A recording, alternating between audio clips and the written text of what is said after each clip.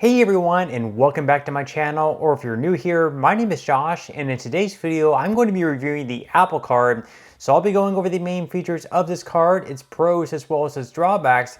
So hopefully by the end of this video, you should have a much better idea of whether or not this card is a good fit for you. But before I go ahead and dive into the main features of this card, if you wouldn't mind helping me out real quickly by just giving this video a like, that just helps out with the good old YouTube algorithm, and also consider subscribing to my channel if you have not already.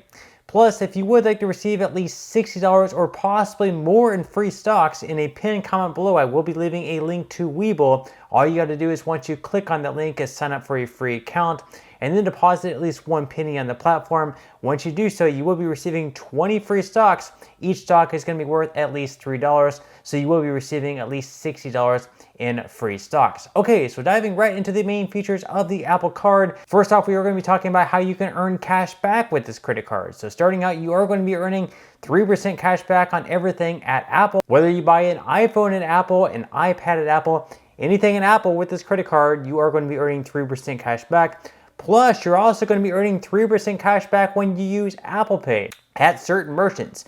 So these merchants are going to include Uber, Uber Eats, Nike, Walgreens, T-Mobile, Panera Bread, Ace, and ExxonMobil. Then you're going to be earning 2% cash back on everything else that you use Apple Pay. So as long as a merchant accepts Apple Pay and you use Apple Pay, you will be earning 2% cash back on that transaction. And then on all other transactions, you will be earning 1% cash back. Now, as far as a spend bonus goes, unfortunately at this time, this credit card does not have a spend bonus. That's probably one of the big drawbacks of this card. I was thinking in the beginning, they didn't have one in the very beginning, but I was thinking maybe over time they would eventually have some type of spend bonus, maybe like $200 once you spend $1,000 within the first 90 days or something like that, but they never ended up having a spend bonus. Hopefully eventually they do, but maybe they figure that Apple is a big enough name where they don't actually have to have any type of spend bonus to lure in consumers. Now, even though the Apple Card does not offer any type of spend bonus at this point in time, they do have some other features that they are offering. So just for an example, if you want to apply for this card, you can actually go on their website and see if you're approved,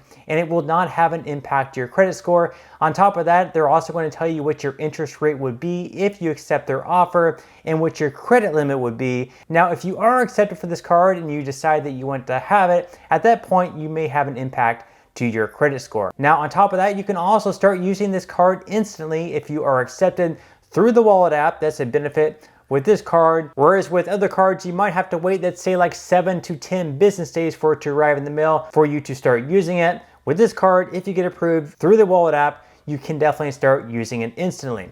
Now, on top of that, you're also not going to receive any fees with this card. So there's not going to be an annual fee. So you don't have to sit down every single year and figure out whether or not this card is worth keeping because there are no annual fees. There are also no late fees. So perhaps if your mind slips and you don't end up paying this card on time, there won't be any late fees. However, there could be interest that you might be charged. So definitely make sure to pay on time, even though there are no late fees. And then of course, there are no foreign transaction fees either. So if you happen to travel abroad, this is a card that you can definitely take with you because there are no foreign transaction fees. So those are the main features of this card. At this point in time, we are going to go ahead and move into the APR and fees because this is also super important as well. So starting out, your purchase APR is going to be anywhere between 15.99 to 26.99%, of course, based on your credit worthiness. As far as balance transfers go, at this point in time, this card does not offer any type of balance transfer. So obviously there's no APR with them. As far as cash advances go with this card, you cannot take out a cash advance, which I think is actually a good thing because on this channel, I always recommend to stay far away from cash advances just for personal reasons. They usually have super high APR and fees. So just one of the many reasons I personally tried to stay away from cash advances. Of course, this is not financial advice.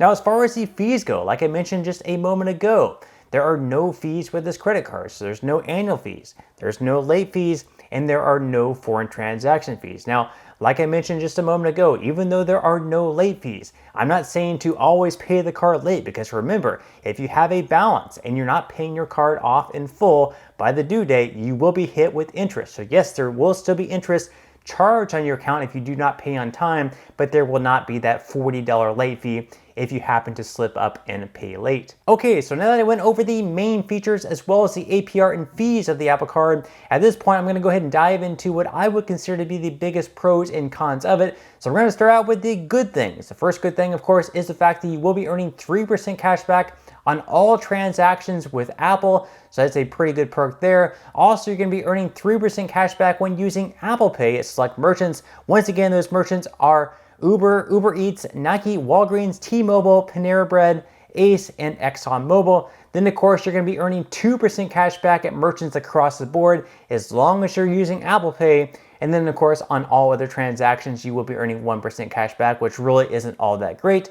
And then, of course, there are no fees while using this credit card. So there's no annual fees. That's definitely a pro. You don't have to sit around and wonder whether or not it's worth keeping this card on an annual basis because you're not paying anything for it anyways. And then, of course, once again, like I mentioned, if you happen to pay late, you're not going to be hit with an additional $40 fee. So even though you will have to pay interest, at least you're not paying $40 on top of that like you would with other credit cards out there on the market. And then, of course, there are no foreign transaction fees either. So those are the good things about this card. Now we're going to go ahead and dive into what the unfortunate bad things are. The first thing is that this card really relies on you having an iPhone, because let's say, for example, you have a Samsung or a different phone that does not support Apple Pay. Well, in that case, you're probably only going to be earning 1% cash back on all transactions because you're not going to be able to use Apple Pay. Now, on top of that, you're also going to have to really rely on the merchants that you shop at to support Apple Pay, because if they do not support Apple Pay, you're also only going to be earning 1% cash back, because stores that do accept Apple Pay, you'll be earning 2% cash back if you happen to use Apple Pay.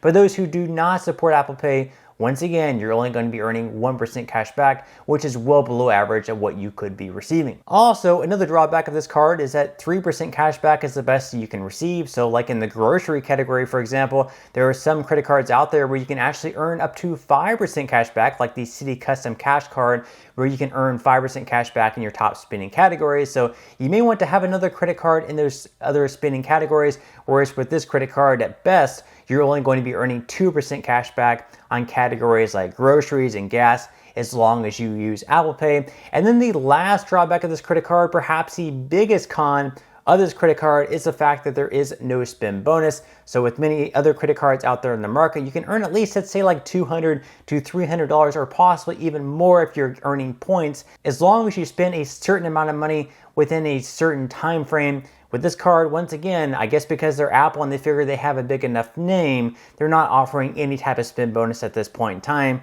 So just to sum things up here, I would say this card probably is not going to be worth it for most people, just because there are other credit cards out there that offer some type of spend bonus, and then they offer cash back at least as good, if perhaps not better, than the Apple Card has. The only real pro that the Apple Card has that perhaps other credit cards don't have is the fact that they do not have any type of late fees or annual fees.